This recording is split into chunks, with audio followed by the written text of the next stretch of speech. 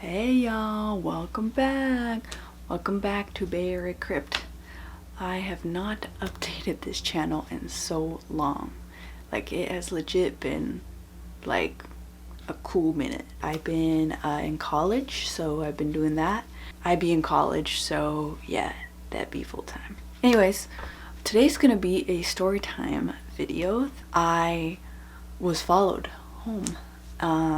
It was really creepy. I was walking home, right, to my apartment, and I'm crossing the street. There's a crosswalk right before you get to my apartment. It's like a crosswalk from the street, and then there's like a little plaza, and then I have to cross the plaza to get to my apartment, right? So I'm crossing, and this guy happens to be crossing at the same time, and he's like this, I don't know what he was. He was like white. He's a white guy, but he had long, dark black hair. He's about 5'9", and one distinct feature was a really big, like a big nose that was like red, almost like, you know, when you're in winter and it's like really, really cold outside and your nose gets red. It was like that. And okay, so basically this guy, he's dressed in all black. He turns and he looks at me and he's like, hi.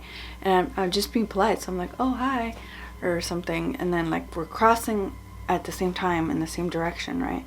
But then when you get to the other part of the street, there's like the plaza, and in the plaza I start heading in one direction and he starts heading in the other. One direction will take me to my apartment eventually, not too far, and the other direction will keep on going on the street. Not kind of like a weird feeling about this dude, because he seemed kind of like, he like kind of kept looking at, you know, when you could feel someone like looking at you from like, you're like, I know they're staring, bro. And I turned around just like this to look, and this fool had changed directions and was following me, like right behind me. And I was like, what the f, you know, like for real, that's creepy. And so I keep going, and I'm like walking. And so I'm pretty close to my apartment now, but that guy is still following me. And what I could do is run across the street, right, to my apartment, and like I'd have to go through this walkway we have, and it takes you eventually to my door, but you have to kind of walk kind of a ways. Like, there wasn't really a lot of people outside, and so if I did that, I just felt like this dude could just like potentially just like follow me in through the doorway and just like run up behind me basically. And so I was like, okay, I'm not gonna do that. I thought about it. I had like only a little bit of time to think. I was like, you know what, I'm not gonna do that. So instead I go into this little Mexican market in the plaza, and if he follows me in here, then it's like, okay, I'm not really tripping. This dude like for sure is following me. I pretend like I go in there and I'm like, oh, I'm looking at Fritos or whatever the fuck, you know, like some chips or salsa. This fool followed me.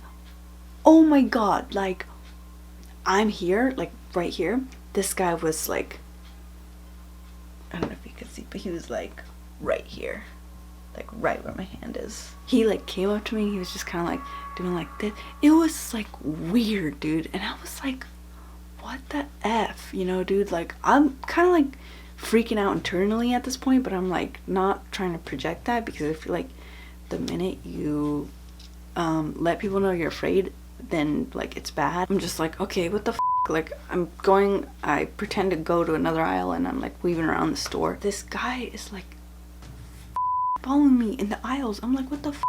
There's a couple people there, but I don't know what to do, because I never really been followed like that, just me by myself. So I get on the phone and I call my boyfriend. I'm like, hey, I don't know what the F to do. Like, I just want to call you to let you know what's up and let you know where I am, so in case something did happen, you knew like my last whereabouts. The dude, I'm paused at one point, I'm looking at the treats, and the guy comes up and he's just like pretending to just like do whatever, and he's like, nice coat to me, which to me kind of seemed like this dude trying to rob me or something. I don't know. I don't know what his deal was, right? He could be whatever. Some lady, I guess, starts talking to the guy. She's like, oh, I didn't even catch his name because I was like that much on edge. Like I was thinking, she started talking to this guy, like this lady in the store. I guess, I don't know if she knew him or what. I used that distraction. I'm like, you know what?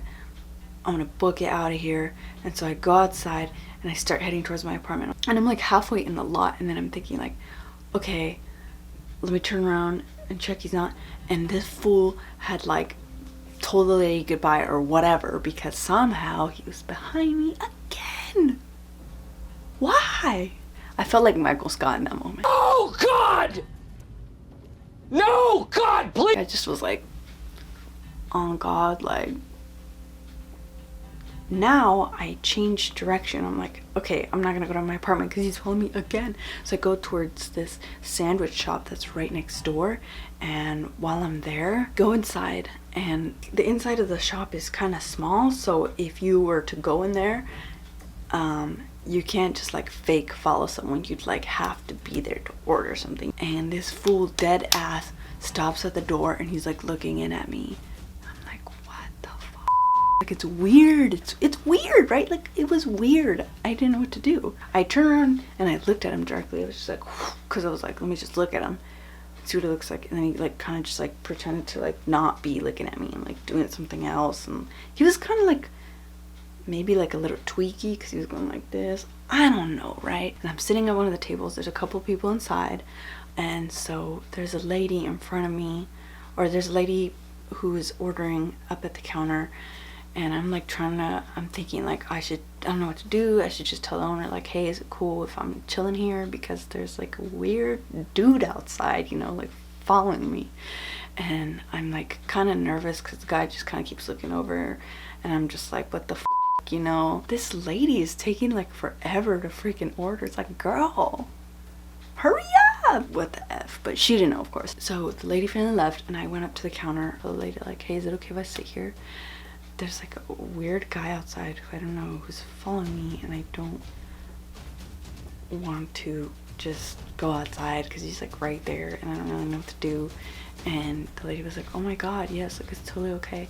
And then the owner of the sandwich shop comes, like there's like the counter, right? And there's like more behind the counter. He comes from like behind a wall, and I told him like, sir, like, is it okay if I like sit here? There's like a guy following me outside and I don't know who he is. Like, I don't know what he wants, and he's been following me around for like a couple minutes now, and I don't know what to do. Like,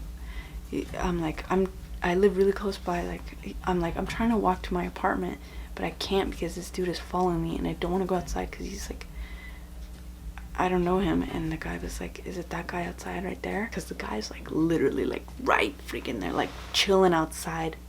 He's like doing something. I think he's like smoking. And the guy, I was like, yeah. And he's like, do you live close by? I was like, yes, I literally live right across the street, but I don't want to walk there alone because this dude could like run up behind the door and like slam it in and do whatever he wants. I don't want to do that. And he's like, do you want me to walk you? I can walk you. And I was like, oh my God, sir, would you? Like, that would be so amazing. He was like, yeah, of course, it's no problem.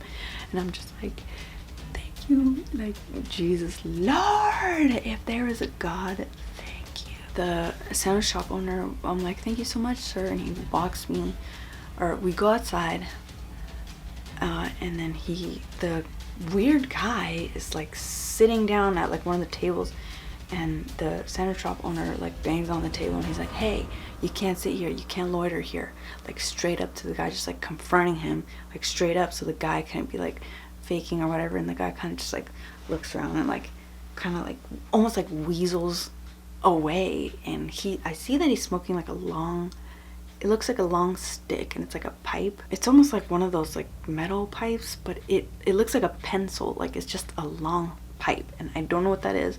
But I talked to someone and they told me that apparently that's like a crack pipe. It's called like a one-hitter pipe.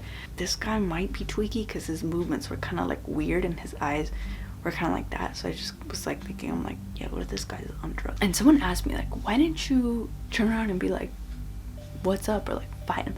And like usually I would. I'm actually, I won't say like pretty confrontational, but if someone has beef, I'll be like, what is up, dude? What's going on?